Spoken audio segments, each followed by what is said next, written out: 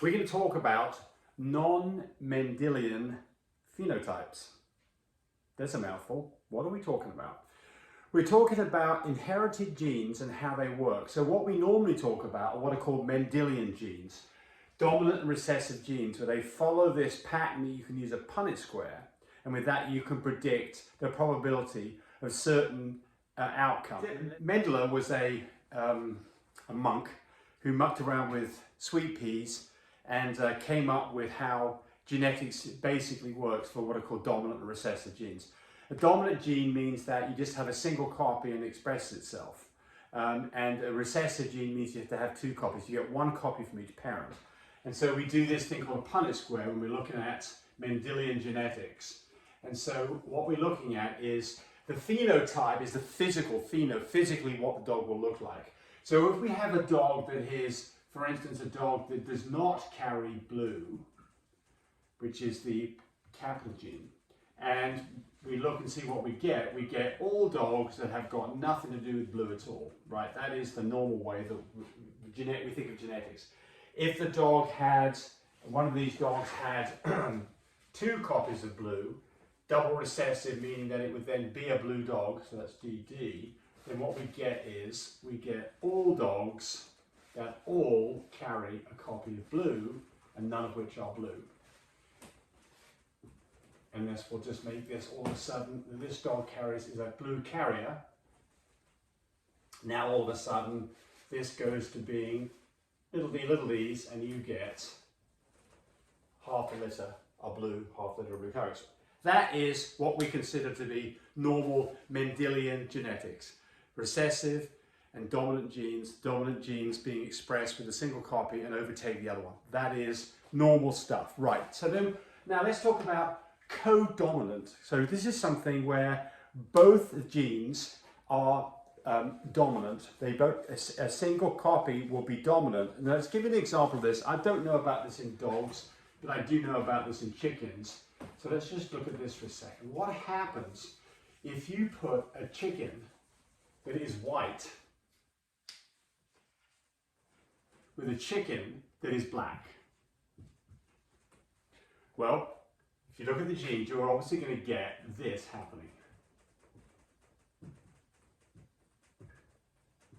That's what you're going to get with the Punnett square. Now, what do those chickens look like? They end up being white speckled black chickens. Both of these genes are co-dominant. So the idea behind this is it doesn't take a single gene that is dominant, but both genes are dominant. And if they are both there, they are both expressed. So what you get is a group, or you get all speckled chickens. And by the way, if you put a speckled chicken, well, we're not going to go into this, that's fine. Now so that's co-dominance. Co-dominance means that both genes actively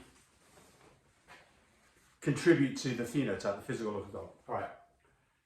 Incomplete.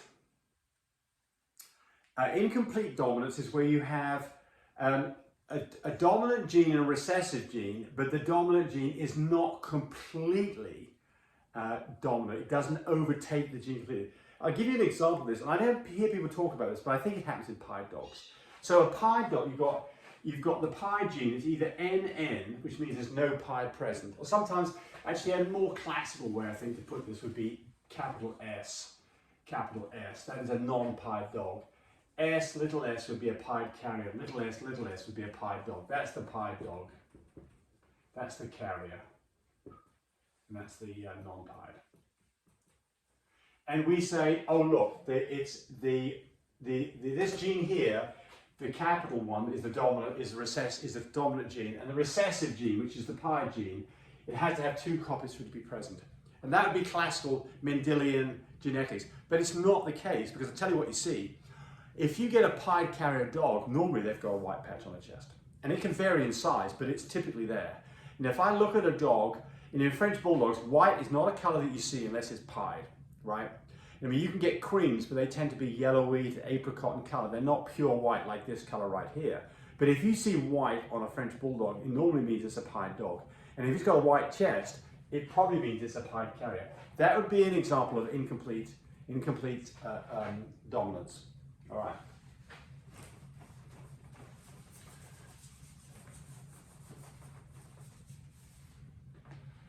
Polygenetic. This is the one that is pretty interesting because this is the one I get lots of questions about. People ask me, they say, what determines the size of my French Bulldog?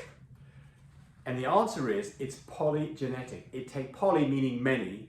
Polygenetic means it takes many genes. It's not a single gene that influences things like height. So if you look at yourself and your siblings, a lot of you would have siblings that are shorter than your parents and some siblings that may be taller than your parents. So how does that happen? The answer is, it's not a single gene, it's many genes that all have to interact to produce this variation: small versus large, short versus tall, long back versus short back, long legs versus short legs.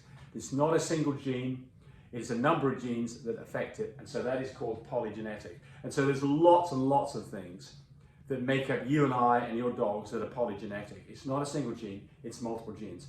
So when people say, oh, I'm going to put a small dog with a small dog, I'm going to get all small dogs.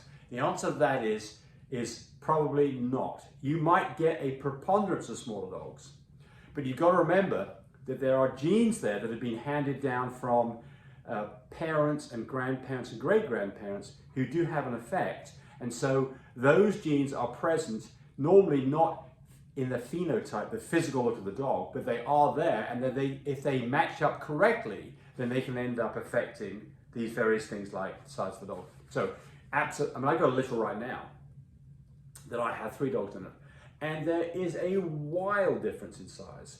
We have one very, very small dog, and we have one big, big dog and one medium-sized dog. There you go, Polly.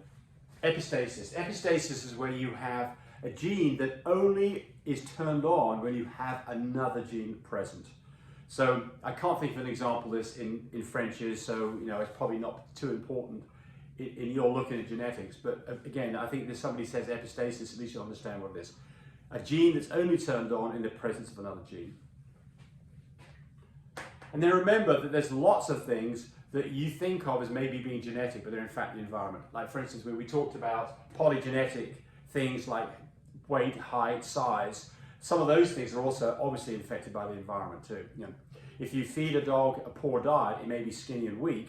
If you feed a dog a lot of calories and a lot of protein, it end up being a bigger dog. An example of this would be, in America, if you look at the size of people in the last 100 years, you go back to the 1920s or the 1910s and the early 1900s, you saw that people were pretty much rail thin and skinny.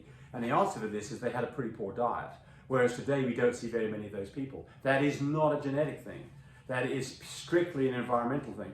And if you take somebody, 2 people, one who hasn't been fed very well and one who has, one is smaller and one larger, it will not carry on to their offspring. Their offspring from a well-fed person will not automatically have bigger children. It's got nothing to do with it.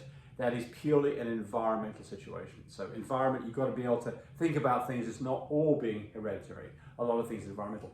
I'm going to give you an example of this. Let's say talk about things like cleft palates in dogs. Where does that come from? Is it environmental or is it not? And the answer to this is it's not clear. I think that if you produce a litter of dogs and you have a litter of 10 dogs and you've got 2 or 3 that got cleft palates, then it's likely that it's a genetic link that's going on there. However, a lot of these things could be environmental. One way that you can affect cleft palates is by reducing it. It's by giving folic acid for a pregnant dog. That's got nothing to do with genetics. That's got all to do with the environment. So remember, not all things are hereditary. A lot of things are environmental, and most things are influenced by the environment to some extent. There we go. That's 11 minutes of time wasted. Hope you enjoyed it. See ya.